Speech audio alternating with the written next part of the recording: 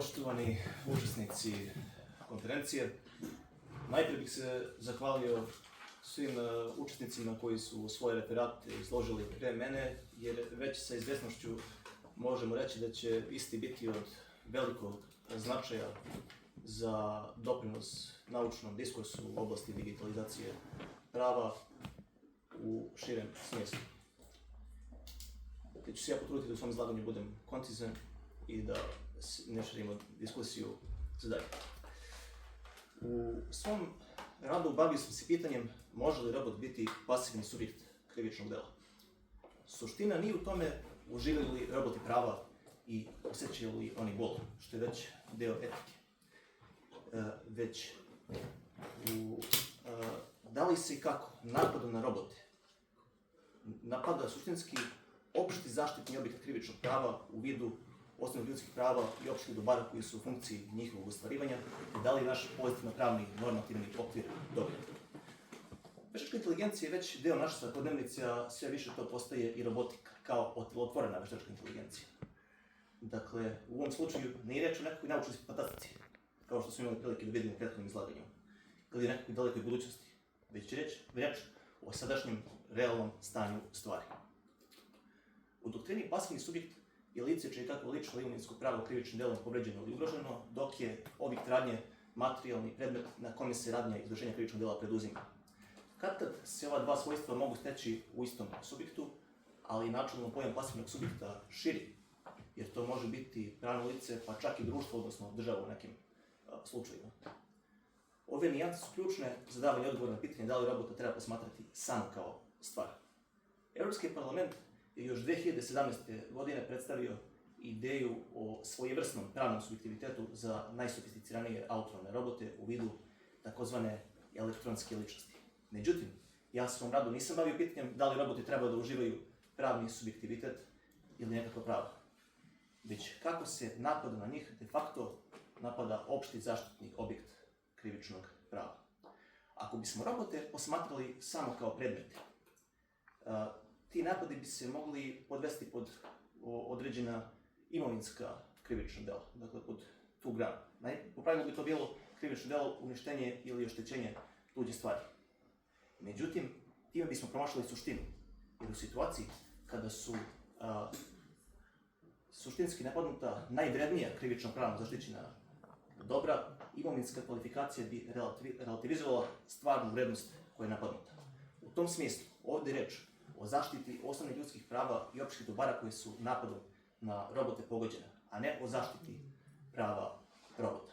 Robot je samo materializovani fizički nosilac, interfejs, koji slikovito možemo posmatrati kao posudu u kojoj se nalazi sadržaj od javnog značaja, a krivično pravo treba primarno da štiti sadržaj posude, a ne nju kao tako. Hajde da to pretočimo na realne scenarije. Zamislimo da učinilac namerava da liši života određeno lice i preduzme radnju izvršenja u uvjerenju da je delo dovršeno, ali se ispostavi da je žrtva humanoidni robot. De legi lata, to bi se moglo podvesti pod nepodobnom pokušaju ubistva ili uništenje tuđe stvari.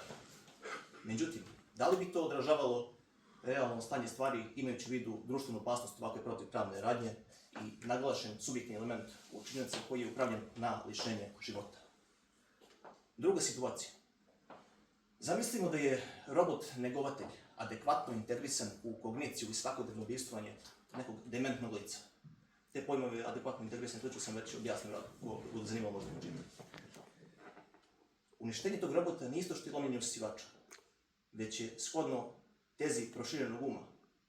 To suštinski napad na ličnost i funkcionalni integritet tog lica. I treći scenarij. Policijski roboti su već uključeni u operativni rad pojedinih država sveta. Napad na policijskog robota koji je angažovan na vršenju službene dužnosti nije isto što i oštećenje službenog vozila. Zašto? Jer se time de facto napada autoritet državnih organa, a rješenje nije u tome da pojam službenog lica tumačimo ekstenzivno, zato što za to u sadašnjim propisima nema uporišta. Lice je samo fizičko ili pravno lice, a ne i elektronsko lice. Slično je sa verskim, religijskim robotima, koji su angažovani na vršenju verskih obreda, što sam detaljnije obradio u svom radu. Šta nam je činiti?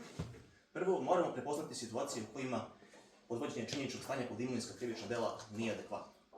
U vezi sa tim, drugo, mi moramo precizno proširiti postojeće krivično-pravne norme, proširenjem zakonskog popisa postojećih krivičnih dela, uvođenjem novih krivičnih dela ili kvalifikovanih oblika pojedinih krivičnih dela, prvoredno iz grupe krivičnih dela protiv državnih organa ili sloboda i prava čoveka i građana. Uz uslove da su roboti adekvatno angažovani u odgovarajućem socijalnom kontekstu i da je učinilac toga svestan.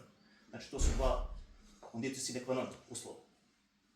I treće, moramo se dosledno pridržavati načela lex certa, a ne ekstenzivno tumačiti postojeće propise. Cilj je uvođenje jasnih krivično-pravnih normi koje valjano obuhvataju stvarnu posljedicu, a ne širenje kriminalne zone po svaku cijenu. Suma sumarum, ako bismo robote posmatrali samo kao stvari, krivično-pravna zaštita bi zastajala za objektivnom realnošću i adekvatnom zaštitom opšteg zaštitnog objekta.